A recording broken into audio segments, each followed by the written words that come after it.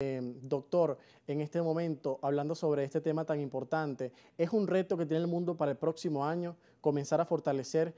Estamos tan mal en la escena internacional y también hace falta mayor esfuerzo para combatir los problemas que tenemos actualmente. Sí, señor, así es, José Enrique, porque en efecto, lamentablemente, durante la administración Trump se debilitaron organizaciones internacionales. Recordemos que Estados Unidos salió de la Organización Mundial de la Salud, también denunció el Tratado de la Conferencia de París del 2015 sobre el cambio climático. Entonces, con un cambio de administración en los Estados Unidos, sin duda alguna se va a fortalecer el área diplomática en el mundo. Estados Unidos sigue siendo el actor fundamental desde el punto de vista político y económico en las relaciones globales. En consecuencia, Biden ha estado prometiendo, ha estado diseñando una nueva política mucho más profesional, una nueva política con una conducta mucho más práctica también y mucho más cooperativa en lo que concierne a los distintos grupos que hay en el mundo, particularmente con la Unión Europea, también con China.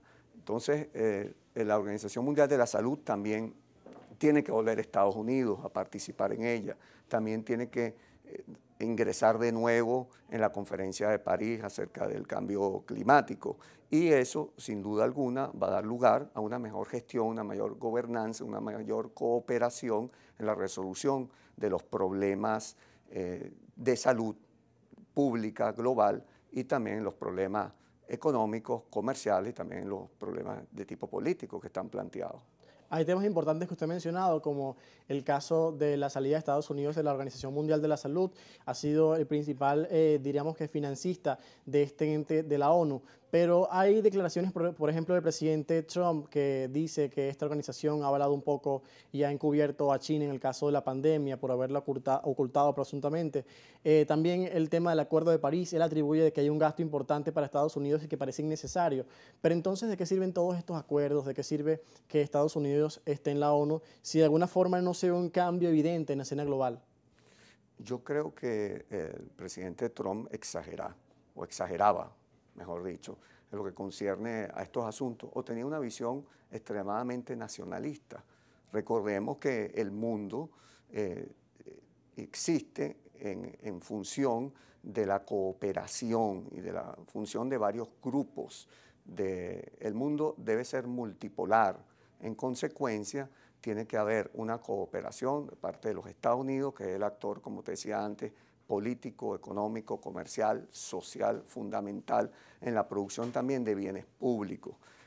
La denuncia de Trump relativa al supuesto gasto en lo que concernía a los aspectos industriales de la inversión del Acuerdo de París sobre el cambio climático es un argumento meramente nacionalista, pero el mundo necesita una mayor inversión de parte de todos los actores fundamentales, particularmente del G7, de los países más industrializados del mundo, para que se puedan gestionar adecuadamente estos asuntos. Igual en lo que respecta a la Organización Mundial de la Salud, tiene que haber una visión de cooperación, de fortalecer lo que son los bienes públicos globales, particularmente la salud también, más en tiempos de pandemia, aunque las empresas Pfizer, Moderna ya han anunciado las vacunas y probablemente se apliquen para mediados del año que viene, del 2021. No obstante, hace falta que los gobiernos hagan la inversión y compartan la tecnología y cooperen en ello. De modo que no es viable en un mundo complejo, que es el mundo del siglo XXI, que una nación con una visión meramente aislacionista o nacionalista pueda darle sostenibilidad al funcionamiento global. Entonces hace falta esa cooperación, de modo que esos argumentos de la administración Trump a mí me parecen insuficientes. Bien, sí se ha evidenciado un aislamiento de Estados Unidos, incluso de los organismos internacionales, pero también de la Unión Europea, que han sido aliados luego del fin de la Guerra Mundial en 1945. Este país ha fortalecido de alguna forma su relación transatlántica con el continente europeo y sí se ha visto un distanciamiento en los últimos años. ¿Qué consecuencias puntuales podemos enumerar en cuanto al aislamiento de Estados Unidos de los europeos, de países tan importantes como Alemania, que en tal caso es el país más desarrollado de toda Europa y que desde luego guardaba lazos importantes con este país? Sí, no solamente con Alemania, también con Francia. Hubo muchas diferencias con Macron en lo que concierne al intercambio de productos agrícolas y la subida arbitraria de aranceles, de tarifas por parte de la administración Trump. Ahora, la buena noticia es que eso va a ser desmontado porque la promesa de la administración Biden es todo lo contrario.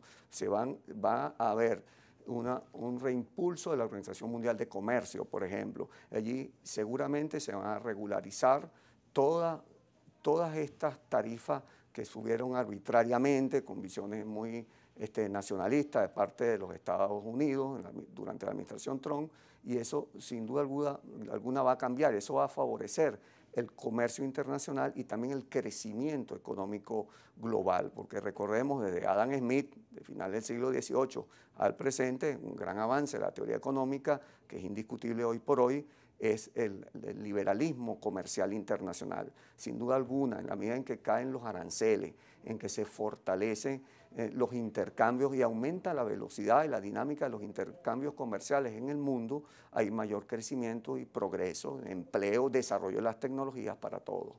Vamos a hacer un corte, estamos conversando con el profesor Carlos Martínez Ceruzzi, encargado de la Cátedra de Estudios Internacionales y también de la carrera en la Universidad Central de Venezuela. Sobre estos temas, el multilateralismo ha sido claro, evidente para la negociación de las relaciones internacionales en los organismos multilaterales como la ONU. Sigue siendo noticia y hace falta, nos dice, fortalecerlos para los próximos años por los retos que tenemos en el presente. Hacemos el corte y ya regresamos con más de Brújula Internacional.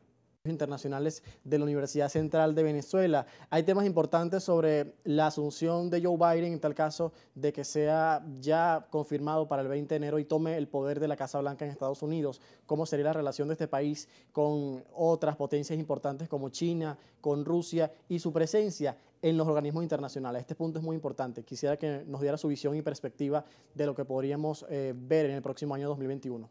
Sí, cómo no. Mira, con respecto de China, sin duda alguna ya se demostró durante la administración Obama.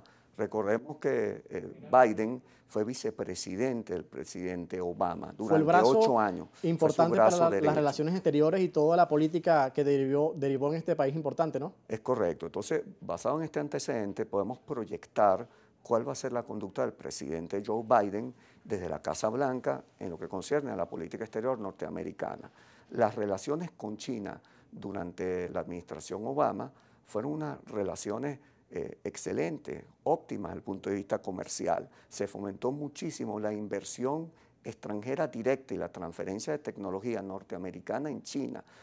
La embajada de los Estados Unidos en China era la más grande de todas las embajadas en Beijing. En consecuencia, hubo un gran fortalecimiento de la actividad no solamente económica, comercial, tecnológica, sino social, la cooperación cultural y también las relaciones políticas fueron óptimas, independientemente de las denuncias que siempre ha hecho los Estados Unidos acerca de la presunta violación de derechos humanos en China, particularmente con los abusos en el ámbito laboral, con los trabajadores, en el ámbito ambiental, etcétera. Pero no obstante, las relaciones comerciales fueron óptimas. Estados Unidos, inclusive bajo la administración Obama, con la presencia de Joe Biden allí, también quiso pertenecer al grupo APEC, Asia-Pacífico, y perteneció en efecto, bien, quiso pertenecer al grupo APEC, Asia-Pacífico, y perteneció en efecto y se intensificaron los intercambios. ¿Qué hizo Trump? Trump denunció también el tratado APEC y sacó a los Estados Unidos de América 20, que culmina, se fortaleció en un tratado, un espacio que implica el 30% del Producto Interno Bruto global. En consecuencia, Estados Unidos se está viendo perjudicado porque ese 30% del Producto Interno Bruto global, Estados Unidos no está presente. Ese es un tratado de libre comercio, similar al NAFTA, ¿no? Al Tratado de Libre Comercio de Norteamérica, pero con la global Estados Unidos no está presente. Ese es un tratado de libre comercio, similar al NAFTA, ¿no? Al Tratado de Libre Comercio de Norteamérica, pero con el espacio económico más grande que hay en el mundo. Seguramente Biden pretenderá recuperar ese espacio perdido, reingresar probablemente en el APEC, al cual perteneció a Estados Unidos, repito, en tiempos de Obama, y que Trump denunció el tratado. Entonces, ellos seguramente tratarán de eliminar, de aliviar esa guerra comercial que se desató en tiempo de la administración Trump, y seguramente esas relaciones comerciales mejorarán, lo cual es una buena noticia para el mundo, porque eso sí significa que la economía global se estabilizaría y también habría perspectivas de crecimiento con equilibrio en toda la región Asia-Pacífico. Y como Asia-Pacífico pasa a ser el corazón y el pulmón económico de la humanidad, entonces eso también son buenas noticias para América Latina, para Europa, para África, para las demás regiones del mundo. Es decir, que volvería China al punto importante de su desarrollo económico, y si retrocedía en la administración estadounidense a estos 4 años de guerra comercial, quizás defenderse ante el asedio de China en los productos, en la parte comercial, porque vemos que hay una competencia importante de productos chinos con americanos en su propio país, Estados Unidos. Quizás esto podría retroceder un poco el desarrollo también de Estados Unidos de los intercambios comerciales a través del multilateralismo. ¿Sería un retroceso para el caso americano? Bueno, yo creo que no. Porque sí se ha evidenciado un crecimiento económico en la administración Trump importante. Incluso, bueno, antes de la pandemia se decía que él podría ganar y repetir un segundo periodo. Sí, claro.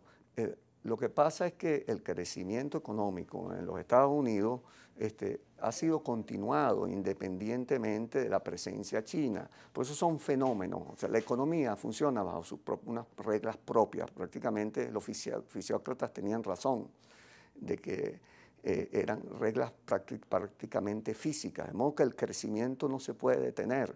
Lo que hay es que competir, y Estados Unidos allí tiene unas economías de alto valor agregado, y en consecuencia sigue siendo la primera economía global y la economía más competitiva del mundo, y en el grupo de los 7 sigue siendo la primera economía más desarrollada del mundo.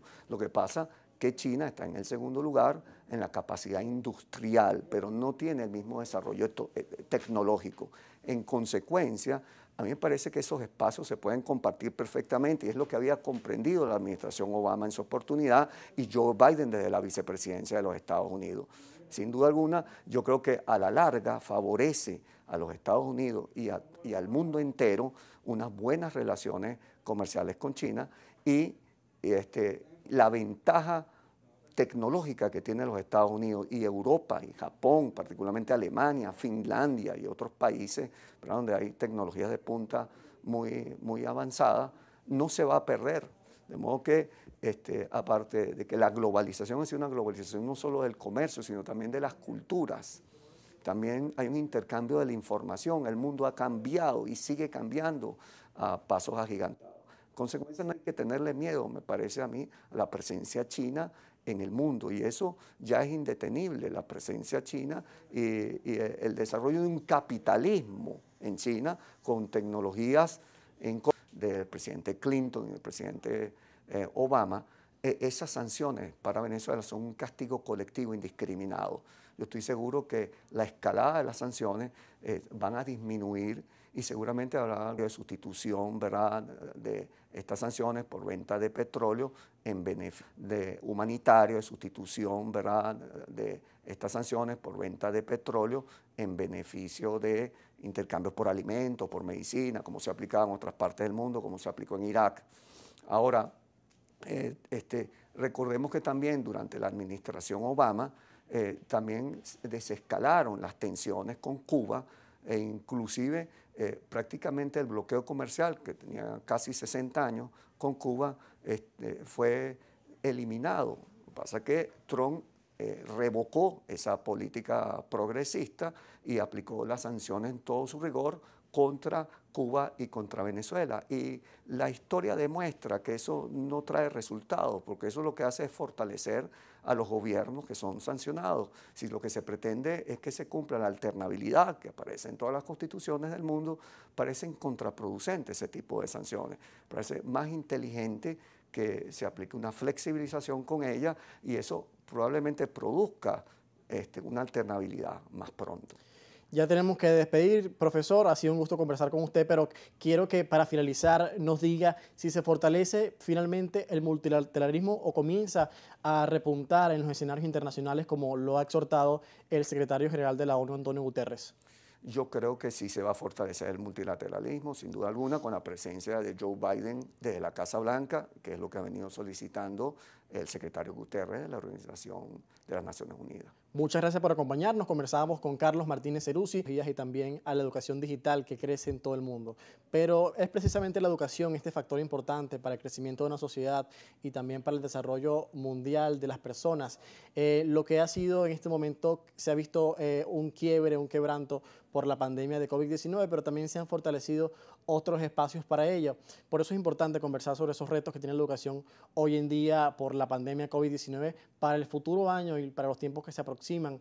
Hay un adelanto entonces de una educación basada en lo virtual, en lo digital, en el campo donde podemos experimentar de alguna forma un crecimiento importante a nivel educativo de aprendizaje, pero sobre todo intelectual. Muchas gracias por la oportunidad, José Enrique. Mira, el tema de la educación era un tema rezagado en todo el movimiento de transformación digital que estaba sufriendo el mundo. La sociedad se ha transformado, las tecnologías han impactado directamente en ella. El mundo es un mundo convulso donde pasan muchas cosas a la vez y establecer relaciones es muy complicado. Y las nuevas generaciones están cada vez más habituadas al mundo tecnológico.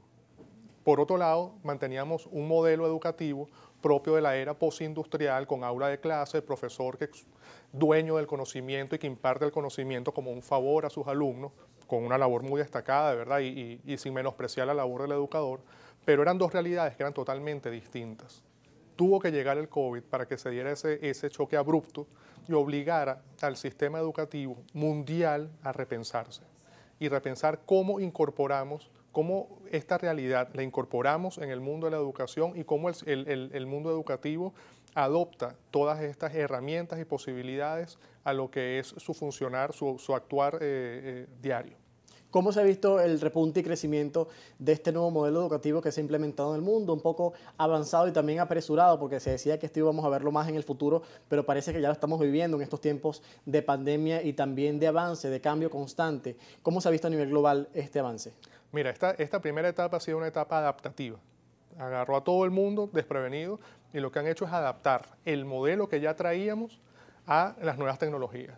A mí me gusta utilizar un símil en este caso como la línea de taxi de la Candelaria. La línea de taxi de la Candelaria, la transformación digital para ella es poner su teléfono en internet y que la gente lo consiga y los llame. Compara eso con Uber. Uber es un negocio pensado en internet. Igualmente ambos están en el sector del transporte, pero Uber fue completamente conceptualizado en internet. El alcance de cada uno es diferente. En este momento, la educación está en la fase adaptativa, está en la línea de taxi de la Candelaria. Hemos llevado el aula habitual, alumnos en clase, profesor impartiendo las materias, al mundo virtual. Entonces estamos en Zoom, en Meet, los niños se conectan, los que tienen acceso al dispositivo tecnológico para tener acceso a esta tecnología y se mantiene el mismo modelo. Ahora nos falta dar el siguiente paso, conceptualizar la educación en el mundo virtual. Y es una necesidad, no solo es por una moda o por una necesidad banal, es una necesidad real del sistema educativo porque las nuevas generaciones tienen otros requerimientos y otras velocidades. Se habla que la captación de un consumidor en general es de 3 segundos. Tú lo ves en el Instagram. En el Instagram la gente pasa con el dedito, va moviendo. Si en 3 segundos no te engancha algo, no continúas allí. Imagínate eso en los niños. ¿Cómo tú lo obligas a estar 45 minutos, 1 hora de clase, sentado, ya no solo frente a una pantalla, sino frente a un aula de clase con un profesor que posiblemente no tenga tanta información como tiene este chico, porque los conocimientos se han democratizado? Entonces, esta necesidad también del público objetivo, que son los niños, obliga a que repensemos la educación y cambiemos esa relación que existe entre el educador y la persona que recibe la formación. ¿Cuáles han sido los cambios evidentes que se han visto a lo largo de estos meses de pandemia en el mundo y también los países que han desarrollado modelos importantes en cuanto a la educación, porque vimos desde un principio una necesidad de retomar los estudios, de retomar las clases cuando todavía el mundo no tenía, diríamos, una visión clara y planeada de lo que se avecinaba. Mira, hay diferentes experiencias.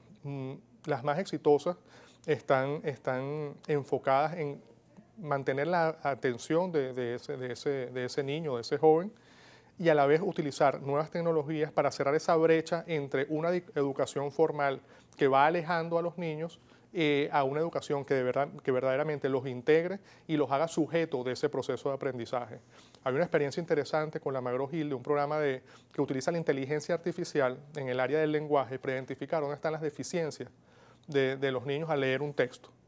Y entonces con esa herramienta ya el profesor sabe personalizadamente, oye, Juancito necesita reforzar esta competencia, Pedrito necesita reforzar esta otra. Y trabajas personalizadamente. Ya no es el profesor impartiendo el conocimiento, sino el profesor adaptando la información que tiene con sus herramientas para atacar personalmente a cada niño. Eso, las posibilidades de éxito te las aumenta. O sea, no estás dando un café para todo el mundo, sino estás adaptando a cada niño según las necesidades que cada uno de ellos tenga. Pero hay también condiciones importantes que limitan un poco el acceso a esa educación que estamos viendo en el día de hoy, el avance que ha tenido en otros países desarrollados, incluso en América Latina. Pero en Venezuela hay condiciones importantes que pueden llevar a que esto no se dé de la mejor manera y cumpla su efectividad como está previsto. ¿Cuáles precisamente son y qué diríamos que sería la amenaza en este momento para esta nueva educación que se plantea en nuestro país?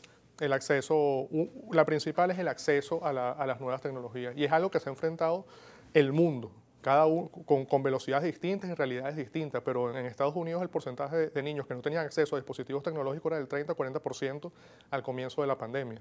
Aquí también realmente tenemos una situación difícil, además de otros problemas estructurales que añaden complejidad a esta situación.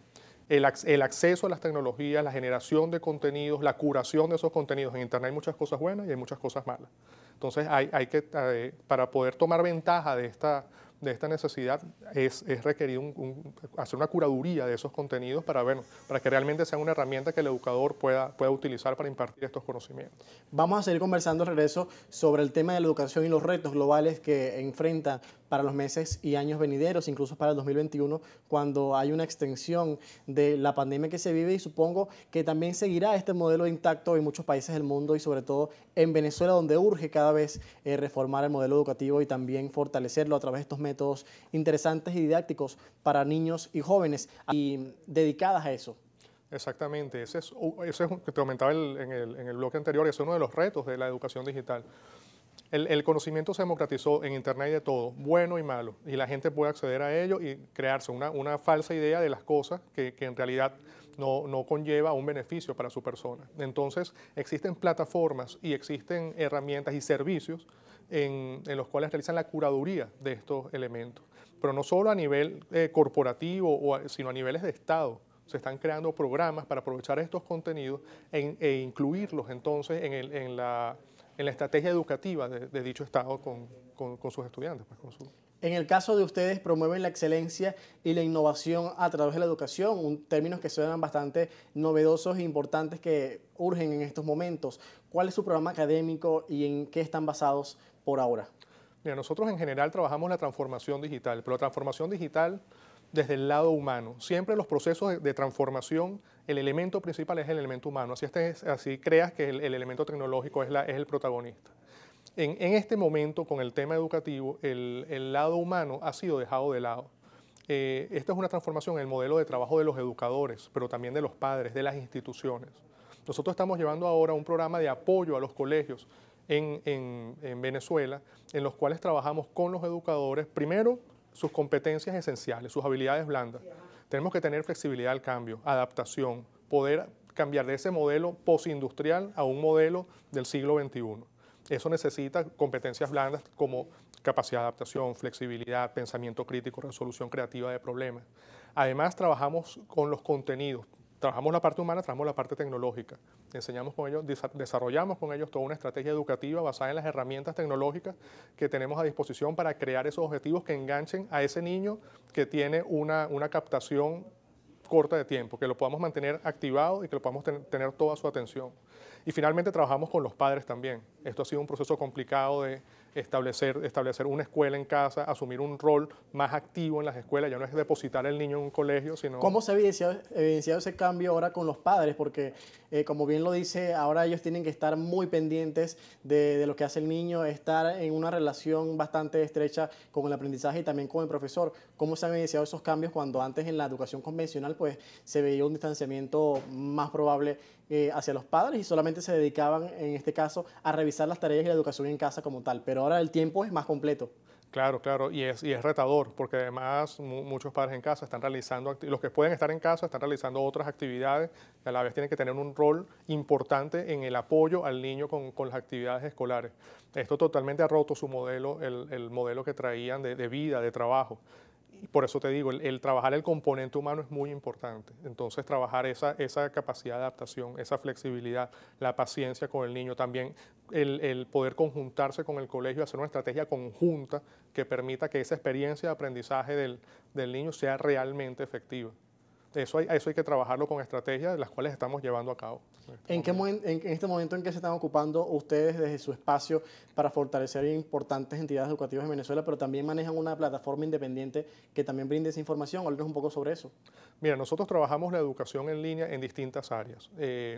Tenemos programas para profesionales y tenemos programas para escuelas, como este que te estoy mencionando, que se llama Smart School, en donde estamos trabajando con ellos esas áreas de desarrollo de objetos, desarrollo de elementos que lleven la educación, rompamos el modelo postindustrial y llevemos la educación a nuevos elementos que traigan beneficio al proceso educativo. Trabajamos con los educadores, trabajamos con los padres y logramos una experiencia de 360 grados alrededor del protagonista real, que es el niño. ¿Y la educación universitaria a lo superior también se encargan y se ocupan del tema?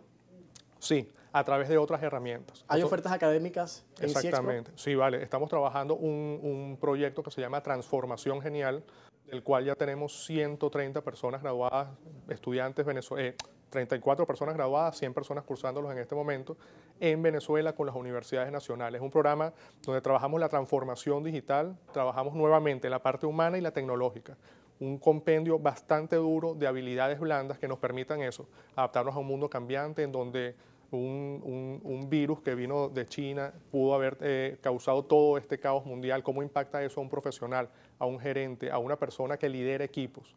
Eso requiere un componente de habilidades blandas que debería la educación haberlo puesto en etapas anteriores, pero que bueno, que nos toca ahora nivelarlo y a la vez estamos incluyendo todo el componente tecnológico que está transformando el mundo. Big Data y Analytics, criptoeconomía, empowerment. Estamos trabajando modelos ágiles de trabajo como Scrum, Kanban. Todas estas herramientas que están cambiando el mundo de los negocios y la dinámica de la generación de ideas.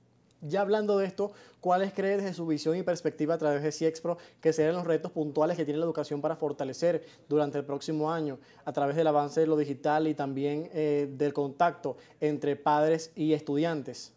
Mira, en general la educación se va a enfrentar la educación y el mundo, nos vamos a enfrentar a una situación en donde la tecnología nos va a arropar. La inteligencia artificial, un solo ejemplo, la inteligencia artificial, por ejemplo, todo lo que pueda hacer un robot lo va a hacer un robot. Entonces, ¿qué valor agregamos nosotros los humanos al proceso productivo, al proceso comercial? Las habilidades humanas precisamente.